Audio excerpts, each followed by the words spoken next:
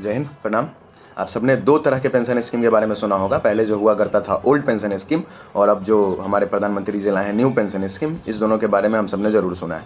एक special pension scheme भी हमारे देश में चलता है जो सिर्फ और सिर्फ स्पेशल लोगों के लिए होता है। वो स्पेशल लोग कौन है? स्पेशल लोग वो लोग हैं जो हमारे देश के विधानसभा में और लोकसभा में बैठते हैं, सारे राज्यों के विधानसभा में और लोकसभा में बैठते हैं। हर जगह का नियम ये है, सब लोग यही बात, हम एक मेरा फेवरेट डायलॉग है, शायरी है, जो समझिए कि बिल्ली मौसी के हाथ में दूध का रखवाली जब दे दिया जाएगा तब यही स्थिति रहेगा।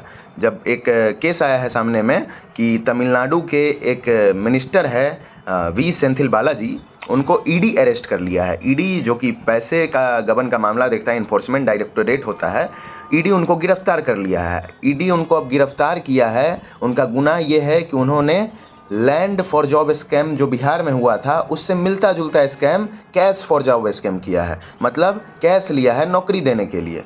और वो 5 बार के विधायक है, तमिलनाडु के जो मंत्री है वो 5 बार विधायक रह चुके हैं और 2 बार मंत्री रह चुके हैं। और एक जो हम स्पेशल पेंशन स्कीम के बारे में बोल रहे हैं, स्पेशल पेंशन स्कीम के तहत उनको भी फ़ायदा मिला है, और उनको नहीं, हमारे देश के सारे नेताओं को फ़ायदा मिलता है। वो अलग बात है कि आर्मी का, टीचर का, सबका पेंशन खत्म कर दिया जाता है, लेकिन नेता अगर 5 बार अगर विधायक बना है तो उसको 5 बार का पेंशन दिया जा रहा है।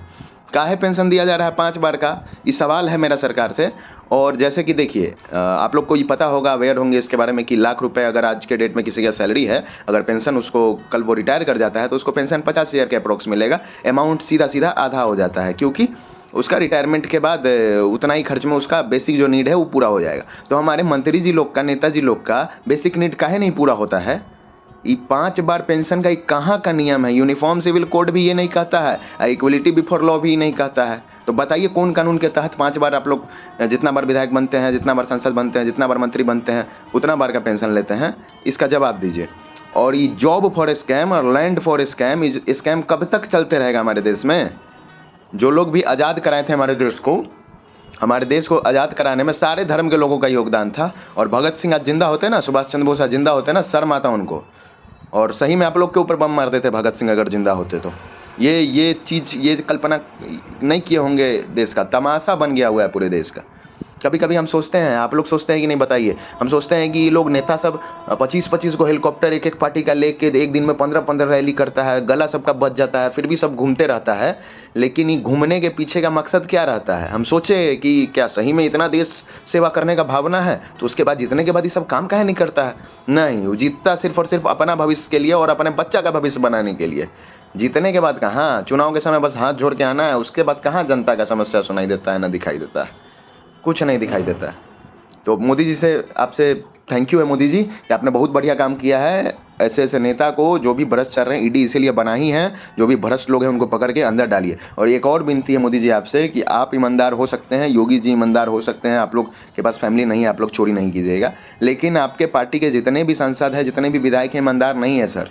प्लीज़ चोरों को टिकट देना बंद कर दीजिए सर। मनी पावर और मसल पावर वाले लोग को मत दीजिए टिकट सर, देश को बर्बाद कर देंगे ये लोग।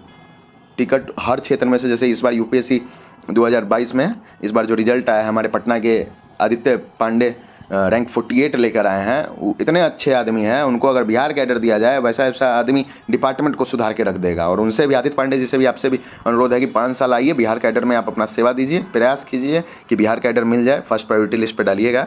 और बिहार में 5 साल एकदम जिस भी डिपार्टमेंट आपको मिले उसको सुधारने का पूरा प्रयास कीजिए, किसी को नहीं बकसिए। अगर आपके साथ कोई भी नेता और मंत्री आपको दबाने का प्रयास करेगा तो एकदम वर्दी उतार के, नौकरी छोड़ के मैदान में उतरिए। बिहार का जनता आपका साथ देगा। अब हमको पढ़े लिखे लोगों का ज़रूरत है। बर्बाद करके रख दिया हुआ है पूरे देश के पॉलिटिक्स को। मतलब राजनीति हमको नहीं चाहिए। राजनीति राज करने वाला नीति होता है, राष्ट्र नीति चाहिए। राष्ट्र के लिए जो बढ़िया नीति है, उस सब राजनेताओं से अनुरोध है कि सिर्फ आप राज नहीं कीजिए, राष्ट्र के हित में भी थोड़ा सा नीति बनाइए।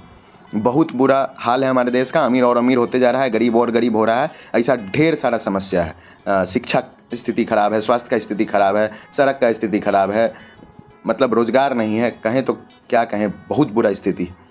तो इसको सुधारने का प्रयास कीजिए। और जितने भी हमारे पढ़े लिखे भाई साहब हैं, जो भी आईआईटी से, आईआईएम से, एम्स से, एनएलयू से, अच्छे अच्छे कॉलेज से, बाहर से पढ़ के आए हैं, वो प्लीज़, आप लोग ब्रेन ड्रेन हो रहा है बिहार का, थोड़ा सा बिहार में वापस आइए और जिस धरती पर आप जन्म लिए हैं उसके लिए भी कुछ करने का आपका कर्तव्य बनता है। जय हिंद, जय बिहार।